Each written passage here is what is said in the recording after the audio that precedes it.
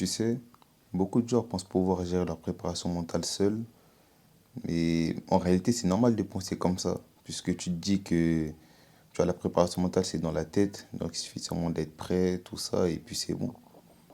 Mais laisse-moi te donner une comparaison simple. Lorsque tu prends avec toi un préparateur physique, par exemple, tu progresses mieux, plus vite, et surtout avec moins de risques de blessure. Pourquoi?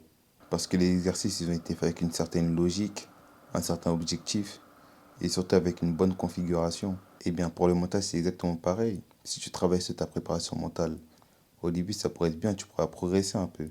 Mais à terme, il existe quand même un risque qui n'est pas négligeable, celui de renforcer ses mauvaises habitudes ou de prendre pour vérité des croyances limitantes, et tout ça sans le savoir. Et ça, crois-moi que ça a des conséquences bien plus négatives que ce que tu peux imaginer.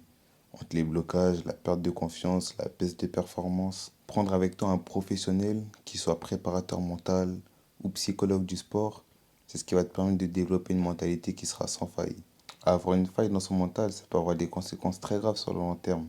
Parce que si elle n'est pas traitée, ce qu'elle va faire, c'est qu'elle va renforcer et conditionner ton jeu. Si on prend la vitesse par exemple, il y a des joueurs qui se disent, moi je suis juste un joueur de profondeur. Du coup, ils ne comptent que sur leur qualité physique pour éliminer leur adversaire. Mais en réalité, s'ils développaient leur technique pour la combiner à leur vitesse, leur niveau au football, il exploserait. Il deviendrait bien plus dangereux, bien plus imprévisible et du coup bien plus complet sur le terrain. Et c'est ça d'où l'intérêt d'avoir un préparateur mental.